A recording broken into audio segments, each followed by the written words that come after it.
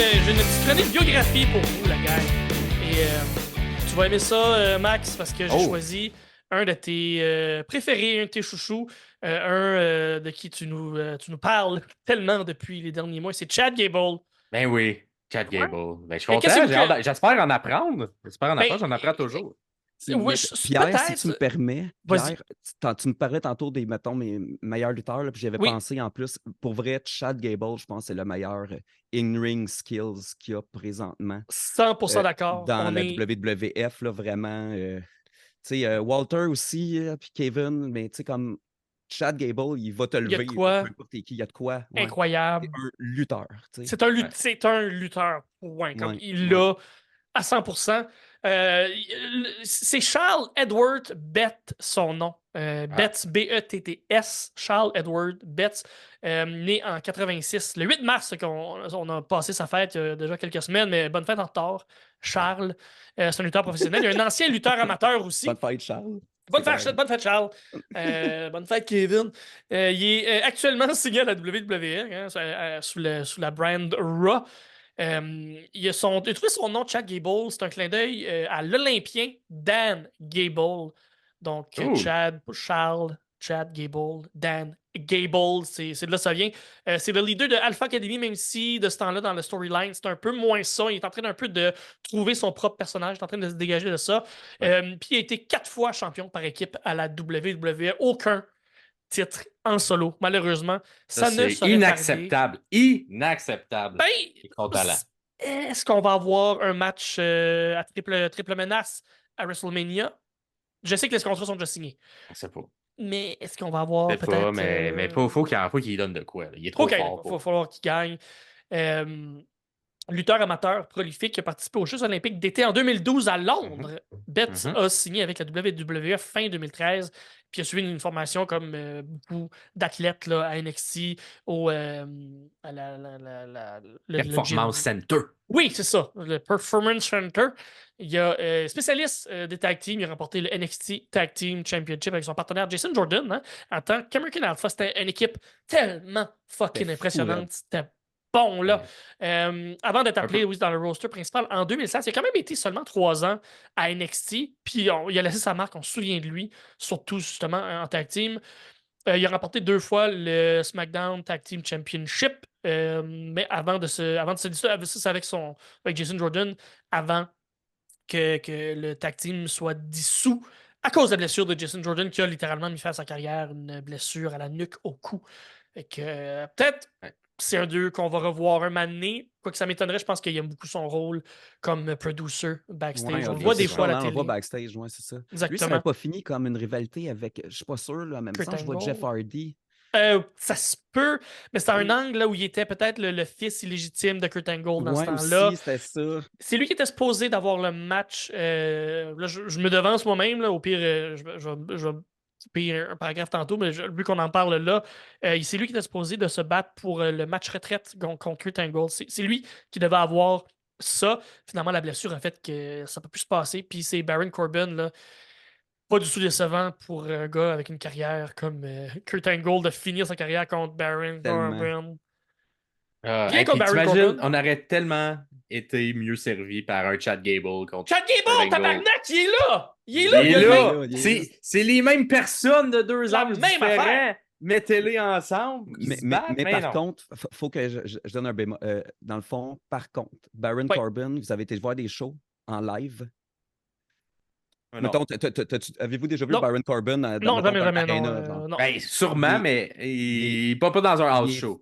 Il était cœurant. Vraiment, là, c'est comme c'est celui qui m'a le plus impressionné. Genre, une fois quand je suis allé, j'étais sur le bar, là, même. Ils ont tous passé à côté de moi. Puis Baron, comment il est, là, il a comme un charisme. Là, comme, il y a quelque chose qui se passe quand il est là. Puis je pense que c'est une des raisons pourquoi dans les shows. Oui, vraiment. Ça transpire pas au travers de la caméra, même mais Laprade, je l'ai entendu en parler dans un de ses podcasts ou à la TV qui a parlé de ça. Je disais, OK, je suis pas tout seul. Là, il y a quelque chose qui est comme. Il est gros, là. il regardait le monde à côté, il se faisait desser, puis juste la face qu'il fait, puis comme OK, cool. il était parfait à ce niveau-là. Je comprends que Nice, in-ring OK. skill, j'en parle souvent de ça, il est peut-être pas le meilleur, mais il est bon dans Mais l'histoire. Il va représenter l'histoire dans le match, ça, il le fait bien. Mhm. Mais il n'est pas impressionnant, c'est pas lui le plus cut, c'est pas lui le plus musclé, mais il est comme. Il est là. Sa présence Mhm. est quelque chose là, en live. Très Vraiment, c'est cool. quelque chose que je voulais dire, ouais. Ben, merci pour complémenter. Il l'a. C'est justement, c'est des affaires que quand on le voit pas live, on le sait pas, t'es au travers de la caméra, c'est ces petites affaires qui sont plus dures à voir, justement. Ouais, exact. Le charisme, le charisme caméra et le charisme live, c'est deux choses très différentes. Fait que merci pour ça. Ben, Je m'excuse, moi, je fais toutes vos chroniques. Là, ben non. tu vas tout falloir que tu débasses ça. C'était On va couper ça. tellement pas. J'aime bien mieux ça qu'on ait quelque chose comme une discussion de même. Puis, OK. ouais, regarde, je vais reprendre la balle au bon. Ça dérange même pas parce que il a formé Chad Gable toujours. On parle plus de Baron Corbin. Chad Gable, il a formé une équipe avec Shelton Benjamin qui a été, avant d'être échangé à Raw lors du Shake-Up de 2018. Ensuite, pour former une équipe avec Bobby Roode, que je me souvenais pas, mais que oui, il a été en équipe avec Bobby Roode, puis ils ont gagné le Raw Tag Team Championship en décembre 2018. En janvier 2022, Gable a remporté le Raw Tag Team Championship aussi pour la deuxième fois avec son partenaire Otis. Donc, il est vraiment tagué expert tag team. Et c'est un peu désolant justement parce que c'est peut-être ça qui l'empêche un peu de gravir des échelons. Même si je pense qu'il y a un peu un changement de paradigme qui est en train de se passer de son côté. On se croise les doigts en esti. Charles Edward Betts est né à Saint Michael dans l'État du Minnesota, qui est diplômé de la Northern Michigan University. Il a obtenu une maîtrise à la Full Sail University en octobre 2021. Ça n'est pas une maîtrise en quoi, il a juste reçu une maîtrise. Peut-être qu'il était juste là, puis la Full Sail a fait comme hey, t'es tout le temps chez nous parce que t'as lutté pour NXT. Des fois, dans des universités si on veut, de sport comme ça, là, on va prendre, on a donné des bourses à des gens pour qu'ils soient dans nos équipes sportives. Et l'école est un petit peu. Ils continuent d'étudier, mais c'est pas tant important. Non, c'est ça. À l'école. Fait que je sais qu'au hockey, des fois, ça l'arrive. Puis d'après moi, avec la carrière que Gable a eue en lutte amateur, vraiment, il un papier. Il y avait un petit, c'est ça, il y avait un petit passe-droit côté école pour se concentrer sur le sport. Mais ça reste que je pense que ça montre une maturité, puis ça montre une intelligence de son côté, même si on ne sait pas sans quoi ça maîtrise, il y a quand même une maîtrise. Donc, je pense que ça montre que ça a l'air d'être un gars très fiable, très franc, très droit. Betts a été champion au Minnesota High School en lutte amateur, vous le devinez. Il a battu Jordan Holm 2-0 en finale des essais olympiques américains en 2012 dans la catégorie des 84 kilos, qui a progressé jusqu'aux Jeux olympiques d'été 2012, comme je disais, à Londres. Il a été éliminé de la compétition au deuxième tour par Pablo Shori de Cuba, perdant 3-0. Il n'a pas été comme son idole Kurt Angle, à être capable de vraiment se rendre jusqu'à l'or avec un freaking breaking neck, mais il a quand même participé aux Jeux olympiques. Je dirais, il n'y a pas beaucoup de monde qui peut dire ben moi j'ai participé aux Jeux olympiques, fait que c'est un exploit en soi d'être capable de se rendre là. Il a fait ses débuts dans le ring lors d'un house show NXT à Cocoa Beach en Floride le 5 septembre 2014. Donc quand même près de proche d'un an après avoir été signé, battant Troy McClain. Troy McClain. Oui. Il y a eu un match contre Braun Strowman aussi, qui faisait ses débuts lors d'un événement NXT à Jacksonville, en Floride, le 19 décembre 2014, pour une défaite, malheureusement. Puis il a fait ses débuts à la télévision dans un épisode de NXT le 8 janvier 2015, perdant contre Tyler Reese. Donc, techniquement, on l'a vu à la télé seulement pendant un an. Même s'il a été signé en 2013, on l'a juste vu pendant un an. Avec l'impact qu'il y a eu, puis la force de caractère de Alpha Academy, de American Alpha, c'est quand même impressionnant qu'ils ont juste été un an dans la télé. Il lookait, puis il était très explosif. Il faisait beaucoup penser à l'équipe des Creed Brothers qu'on a en ce moment. Absolument, 100%. On sent que son green, mais on sent qu'il y a tellement un potentiel en dessous qu'on veut les pousser. À partir de mai 2015, de nouveau venu de NXT, Chad Gable a commencé une storyline avec Jason Jordan dans lequel il essaie de convaincre Jason de former un nouveau partenariat avec la brisure qu'il y a eu de Jordan avec Ty Dillinger, donc le feu Sean Spears, son ancien nom, en tout cas, Perfect Ten, qui formait une équipe avec Jason Jordan. Finalement, les American Alpha ont réussi, après 2 mois de persuasion, Jordan a finalement accepté un match par équipe avec Gable comme coéquipier. Dans l'épisode de NXT du 15 juillet 2015, Jordan et Gable ont réussi leur début officiel ensemble contre l'équipe d'Elias Samson, donc Elias et Steve Cutler. Ça ne nous rajeunit pas personne. Hein? Le 2 septembre, Jordan et Gable ont participé au premier tour du tournoi de Dusty Road Tag Team, la première mouture du sub de battant Neville et Solomon Crow, qui est Sami Callihan maintenant. Après avoir vaincu les Hype. Vous vous souvenez des Hype Bros? Ouais. Zack Ryder et Mojo Rawley. Oui, ciboire. Ouais, ciboire, certain. C'est correct. Cool. Ils vont être éliminés du tournoi par l'équipe de Baron Corbin et de Rhino. Oui, Rhino. Ça existait. Tout ça. Ils ont gagné. Ils ont gagné, il me semble. Ils ont gagné. C'est fou, ça. À l'origine, méchant, le duo est devenu les favoris des fans, même en cas de défaite, parce qu'ils ont fait preuve, oui, d'un esprit combatif, de résilience tout le long du tournoi, tout le long de leur match. Fait qu'ils étaient supposés d'être heel, mais non. C'était un esprit de babyface. Suite à ça, l'équipe est le premier du pic de SmackDown 2016, comme je l'avais dit. Chad est alors tagué comme l'expert tag team, bien évidemment. Les années se suivent, ne se ressemblent pas, mais ne s'améliorent pas pour Gable. Il reste dans le bas de la carte de la division par équipe avec des coéquipiers comme Shelton Benjamin, comme Bobby Roode, comme je l'ai dit en 2019.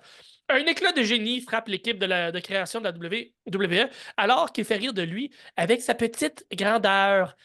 Par Baron Corbin, surtout, là, qui est comme net et tout petit. Et on le surnomme Shorty G, le petit G. La pire calice d'idées, de gimmick, de marde qu'il peut pas avoir. Hey, le gars, il est pas grand. Il est quoi, à 5 pieds 8? Il est quand même pas si petit que ça. On va lui donner une gimmick de marde. En tout cas, ça a duré environ 1 an. Après ça, quand Vince McMahon est parti la première fois, on a tassé cette crise de gimmick-là. Il a réussi à créer le Alpha Academy. C'est fou qu'à côté de beaucoup de gimmicks comme ça, on peut mettre le nom de Vince McMahon à côté. Faire qui a dû genrer tout seul dans son bureau, puis que là, tous ces yes man, yes woman à côté. On dit, oh oui, c'est une bonne idée, ça. C'est une bonne idée, monsieur McMahon. Fuck off. Ça pis Butch, là, let's go. Butch, quelle bonne idée. Appelez-le Butch, là. Doudrop. Mettez-y des bretelles, puis un petit chapeau. Oui, Doudrop, ça et tout. Tout des génies. Mais par contre, j'ai pas haï l'affaire. Ça m'a fait chier. Jamais Pete Dunne. C'est un de mes préférés, là, Pete Dunne. Jamais Pete Dunne, juste vous dire. Mais Butch, je trouvais qu'il l'embrassait bien. Il l'a bien fait. C'était un bon Butch. Non, mais t'es capable de... Non, mais il l'a bien fait. Mais il y a beaucoup de lutteurs qui... Puis je pense Gable en est un également. Je pense que ça l'a aidé d'une certaine façon. Je pense que le monde l'a reconnu. Ça a été plus facile aux gens de le reconnaître, de faire un lien Butch. C'était simple pour les gens. Je vais lui donner ça à McMahon. Il est con, là, mais ça, c'est comme... Je pense qu'il y a du monde qui ont pu peut-être l'apercevoir plus puis comprendre qu'il était bon puis que, tu sais, il se donnait pareil. Puis il y avait le petit look, là, ça fitait avec... Sheamus, tu sais, il a quand même été en team avec Sheamus, qui est quand même cool. Les Brawling Brutes. Ouais, c'était quand même, tu sais, ça l'a placé là. Absolument. Mais je suis d'accord que le nom, c'est affreux, mais c'est comme, j'étais comme, ben, il embrace son nom, puis des fois, je me surprends de l'appeler encore Butch, parce que je trouve ça juste très drôle.